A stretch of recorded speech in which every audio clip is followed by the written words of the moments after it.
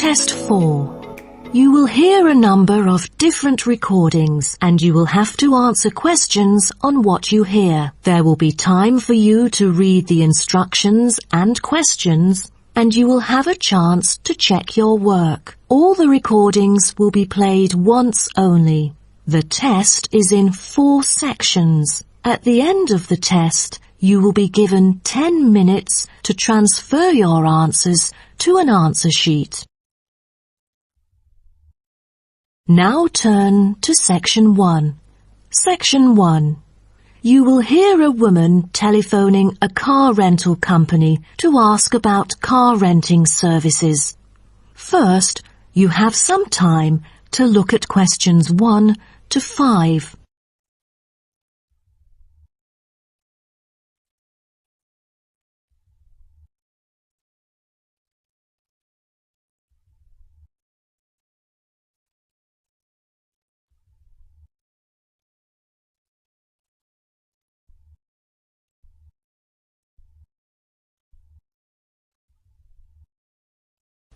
You will see that there is an example which has been done for you.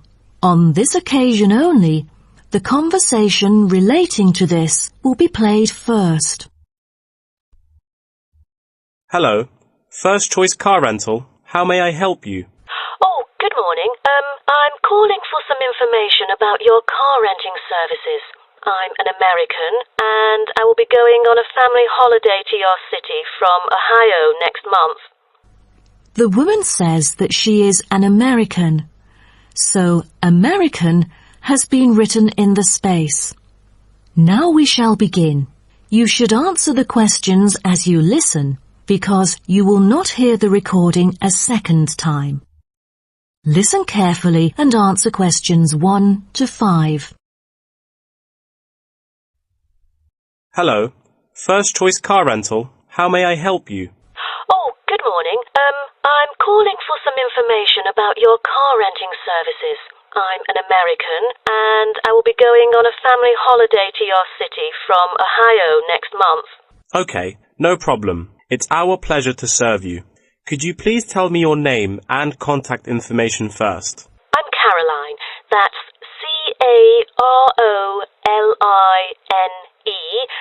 And my telephone number is 0419-6570-156. Okay, I've got that.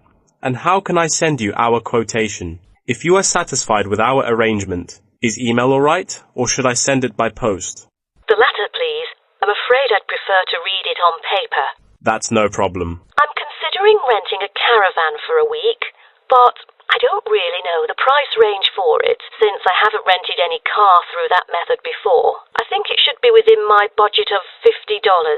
You know, we have various caravans at different renting prices, according to the class of vehicle, facilities inside, mileage, etc. I'd recommend the Explorer, taking your budget into consideration, which is of good value and will cost you $39 per day. Is that okay? Of course, that's fine for me. I know the Explorer. That could save me $11 each day. You know, a family holiday will be costly. That van is perfect. I'm glad that you like it. So, do you have any particular requirements about your room in the van? How many beds are there? 1 twin bed. But there are 3 of us. My mum, daughter, and me. So, can we add another bed? No problem. For the facilities, I think a kitchen is the most important. And, of course, the stove. Before you hear the rest of the conversation, you have some time to look at questions 6 to 10.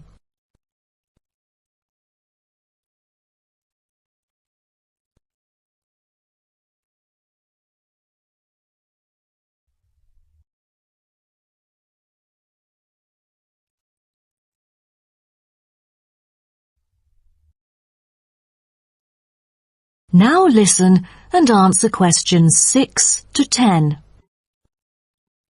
In our vans, such as Explorer, there are all the basic bedding materials you need, like pillows and blankets, as well as some equipment for daily life.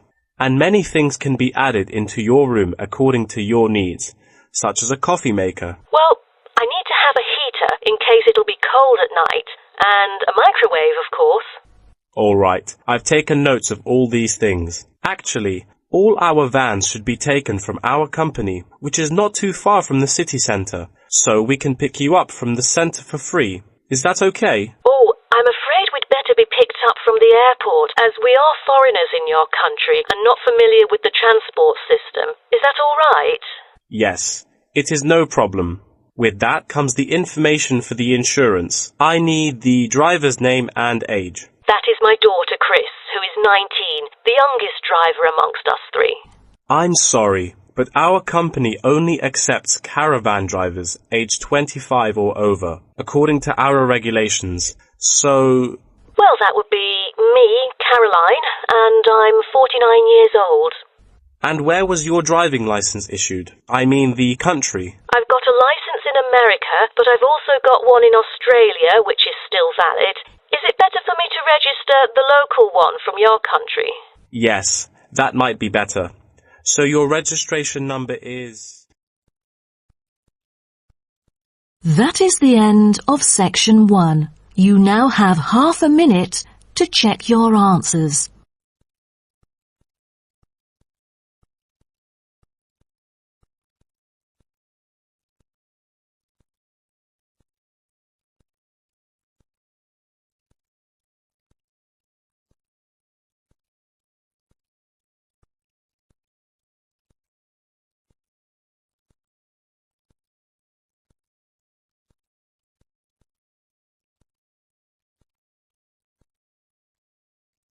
Now turn to Section 2. Section 2.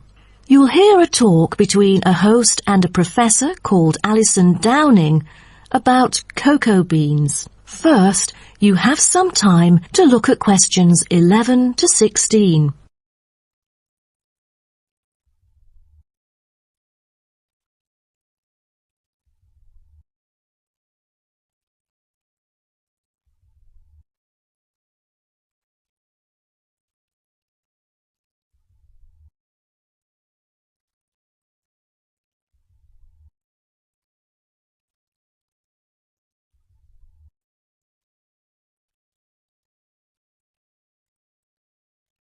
Now listen carefully and answer questions 11 to 16.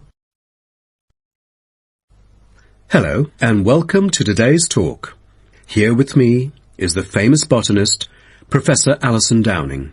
So, Alison, tell us something about cocoa beans. Cocoa beans, also called cacao beans, are the primary constituent in making chocolate, grown in tropical areas in South and Central America, West Africa and Asia. The cocoa tree is often raised on small family-owned farms. When the harvested pods are opened to expose the beans, the pulp and cocoa seeds are removed and the rind is discarded. The pulp and seeds are then piled in heaps, placed in bins or laid out on grates for several days. During this time, the seeds and pulp undergo a process called sweating, where the thick pulp liquefies as it ferments. The fermented pulp trickles away, leaving cocoa seeds behind to be collected. This is when the beans are harvested, and then the bags holding them are ready to be transported. But the most important step in processing the cocoa bean is cleaning it. Once the beans are unloaded from the railroad cars, the packages are opened and then weighed by machines. Then the pods are split and the seeds or beans are covered with a sweet white pulp or mucilage. On arrival at the factory, the cocoa beans are sorted and put in a hopper to be cleaned more rigorously. The wet beans are then transported to a facility so they can be fermented and dried. They are fermented for 4 to 7 days and must be mixed every 2 days. They are dried for 5 to 14 days, depending on the climate conditions. The fermented beans are dried by spreading them out over a large surface and constantly raking them. Then the beans are ready to be roasted. Now, roasting takes place at a high temperature, and then the beans are boiled in a heated chamber. During the roasting process, the beans will be expanded and cracked. But prior to this, the beans are trodden and shuffled about using bare human feet. During this process, red clay mixed with water is sprinkled over the beans to obtain a finer colour, polish and protection against moulds during shipment to factories in the United States, the Netherlands, the United Kingdom and other countries. Now, back to what I was saying. After the beans are cracked, they need to be cooled. Then the roasted beans are sealed in pockets. Before you hear the rest of the talk, you have some time to look at questions 17 to 20.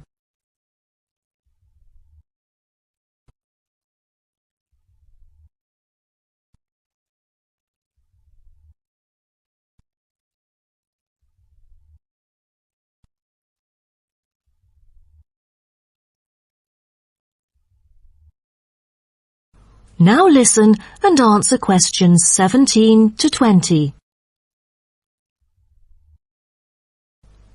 Wow, that is not a simple process, is it? But someone told me that different roasting levels of coffee can lead to different kinds of flavours. Yes, roasting coffee transforms the chemical and physical properties of green coffee beans into roasted coffee products. The roasting process is what produces the characteristic flavour of coffee by causing the green coffee beans to change in taste. Unroasted beans contain similar, if not higher levels of acids, protein, sugars and caffeine as those that have been roasted, but lack the taste of roasted coffee beans due to the Maillard and other chemical reactions that occur during roasting. The vast majority of coffee is roasted commercially on a large scale, but small-scale commercial roasting has grown significantly with the trend toward single-origin coffees served at specialty shops. Some coffee drinkers even roast coffee at home as a hobby in order to both experiment with the flavour profile of the beans and ensure the freshest possible roast. So here, I'm going to introduce some of these roasted coffee beans and their special flavours. Now, the first crack is lighter bodied and has a higher acidity level with no obvious roast flavour and is popular for its special mild taste. This level of roast is ideal for tasting the full original character of the coffee. The green beans are raw, unroasted coffee beans. They are strictly hard beans with a smoky flavour and are slightly acidic. We've also got French roast, and the flavour that comes across in French roast coffee usually has more to do with the roasting process than the actual quality of the beans. By the time the beans are dark enough to qualify as French, most of their original flavour has dissipated. In its place come the flavours of caramelising sugar, bittersweet coffee, and often a bit of chocolate. And finally, espresso smoky. That is, coffee brewed by forcing a small amount of nearly boiling water under pressure through finely ground coffee beans. Espresso is generally thicker than coffee brewed through other methods, has a higher concentration of suspended and dissolved solids, and has creamer on top. As a result of the pressurized brewing process, the flavors and chemicals in a typical cup of espresso are very concentrated. Espresso is also the base for other drinks, such as cafe latte, cappuccino, cafe macchiato, cafe mocha, flat white, or cafe americano. That is the end of section 2.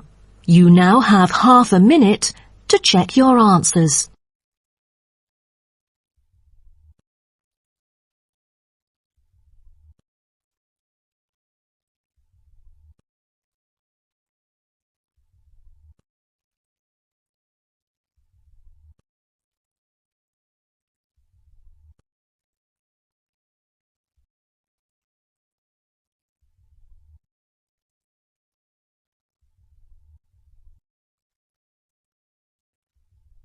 Now turn to section 3.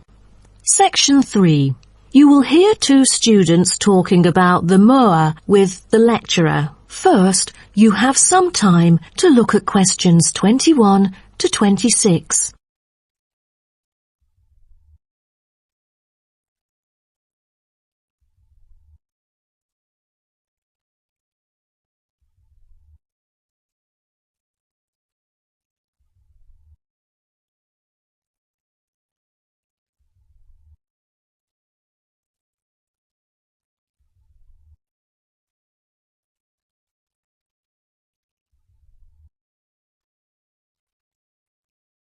Now, listen carefully and answer questions 21 to 26. Thank you all for coming here today to hear about the moa, a kind of animal which has been extinct for a long time. Well, first of all, we look at what the moa are. The moa are 9 species of flightless birds endemic to New Zealand. They were the dominant herbivores in New Zealand's forest, shrubland and subalpine ecosystems for thousands of years. But around 500 years ago, they all went extinct. When I mention extinct animals during ancient times, you may immediately think of dinosaurs, which disappeared around 66 million years ago. Fossils of dinosaurs, which we use to study, are large in number, but not many of those of moa remain, though both animals appeal to people today. So, the moas sound more mysterious now. But sir, I've got a question about these flightless birds. How can we distinguish them from other birds? That's a good question. Birds are commonly characterized by being warm-blooded, having feathers and wings, usually capable of flight, and laying eggs, while the flightless moa, until their extinction, were the largest birds in the world. Their heads are relatively small in relation to their bodies, and they are the only wingless birds lacking even the vestigial wings and substantial tailbones in their family. That's impressive, but were they born to be like that? I mean, when they were chicks. Yes, absolutely. So let's move on to the chicks. The eggs of moa were laid in nests and incubated for about 2 months. The chicks would be well developed upon hatching, and probably would be able to leave the nests to feed on their own almost immediately. I've heard that the male moa are thought to have incubated the eggs. Is that true?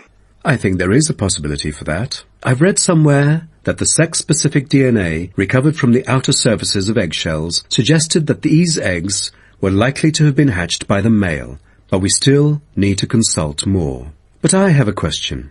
There has been some occasional speculation that the moa were still alive, because someone said they had caught sight of them in New Zealand in the late 19th century, or even the 20th. Do you think it's possible?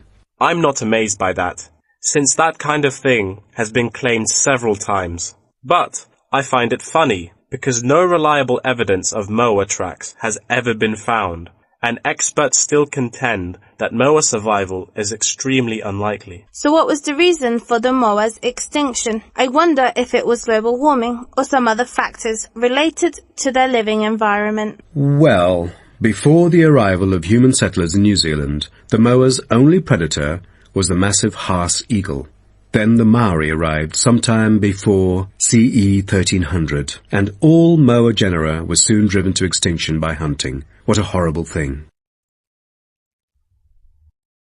Before you hear the rest of the talk, you have some time to look at questions 27 to 30.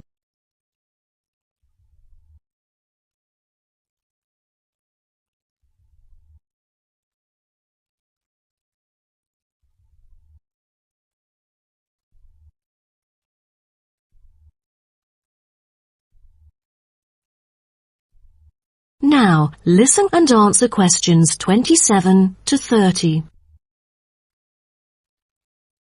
All right.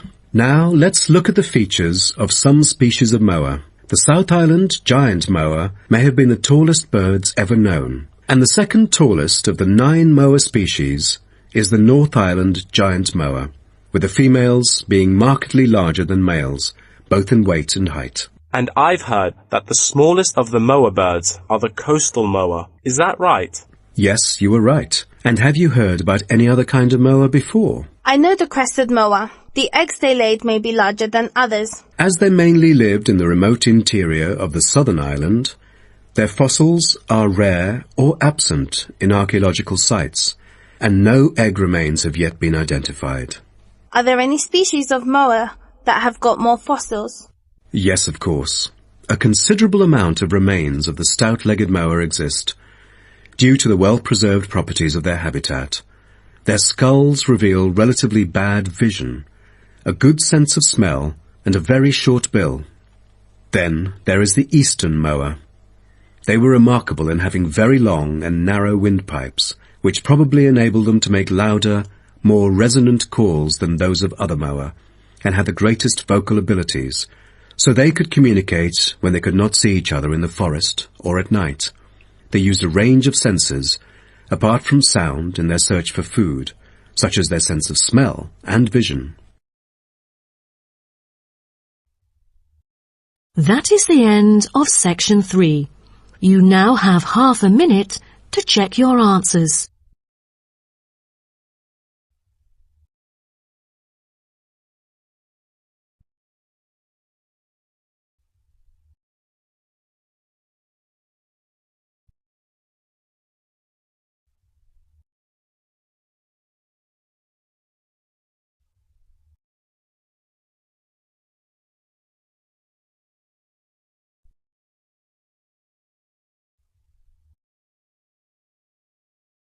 Now turn to section 4. Section 4.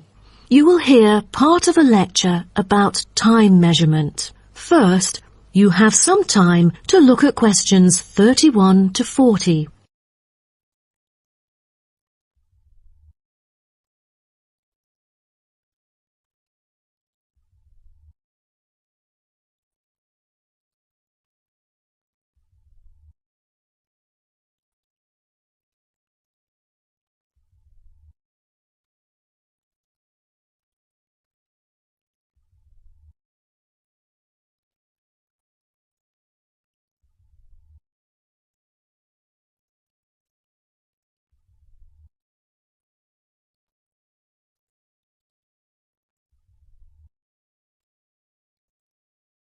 Now, listen carefully and answer questions 31 to 40. Good morning, everyone. Today, I'm going to talk about the research project I've been involved in on time measurement. Do you know how time is measured? Consider how we measure length and how, with time, we encounter a difficulty. Before we could grasp it, it would slip through our fingers. In fact, as we can see, we are forced to have the resource to measure something else, the movement of something in space or a set of movements in space. All the methods that have been employed so far really measure time by a motion in space. The measurement of time is no easy matter, a scientific unit only arrived at after much thought and reflection. As the most primitive form of measurement, the sun seems to be natural.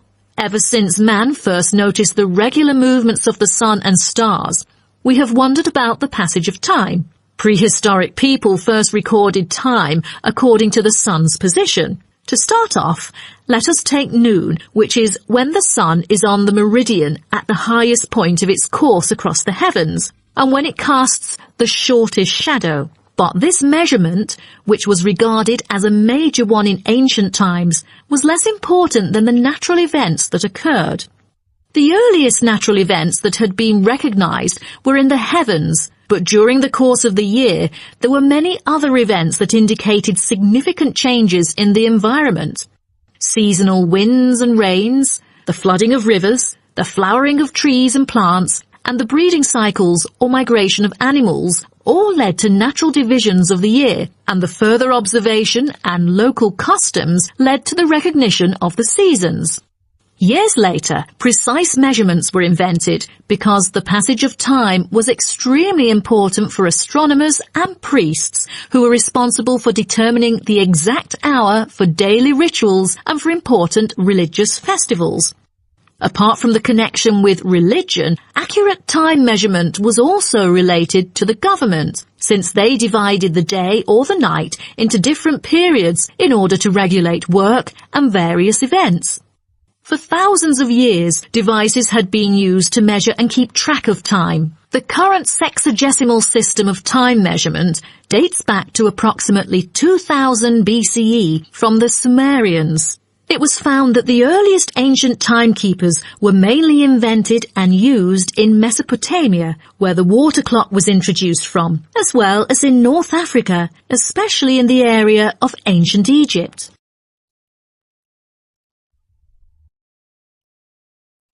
So, now I'd like to introduce you to some of the most well-known ancient timekeepers, as well as the disadvantages of them, for which they were replaced by various new forms of clocks that were used afterwards. A sundial is a device that tells the time of day by the apparent positioning of the sun in the sky. In the narrowest sense of the word, it consists of a flat plate and a gnomon which casts a shadow onto the dial. As the sun appears to move across the sky, the shadow aligns with different hour lines which are marked on the dial to indicate the time of day. However, it was quickly noted that the length of the day varied at different times of the year. Therefore, there could have been a difference between clock time and sundial time. In addition, the sundial was of no use at night, so a water clock was invented. The water clock, or clepsydra, appeared to have been invented around 1500 BCE and was a device which relied on the steady flow of water from or into a container. Measurements could be marked on the container or on a receptacle for the water. It was reliable, but the water flow still depended on the variation of pressure and temperature from the top of water in the container. As the technology of glass blowing developed, from some time in the 14th century, it became possible to make sand glasses. Originally, they were used as a measurement for periods of time like lamps or candles. But as clocks became more accurate, they were calibrated to measure specific periods of time. The drawback, however, as you can imagine, was the limited length of time they could measure. The last timekeeper to be introduced is the fire candle clock. Candle clocks took advantage of a simple concept, the slow and consistent nature of a burning wax candle. By utilizing this process, our ancestors were able to keep steady track of the time. The clocks were created by engraving the length of the candle with evenly spaced markings. Each marking represented a single unit of time, and as the wax burned down, each hour would disappear. However, the drafts and the variable quality of the wax mainly influenced the time of burning. Like oil lamps, candles were used to mark the passage of time from one event to another rather than tell the time of day. That is the end of section 4. You now have half a minute to check your answers.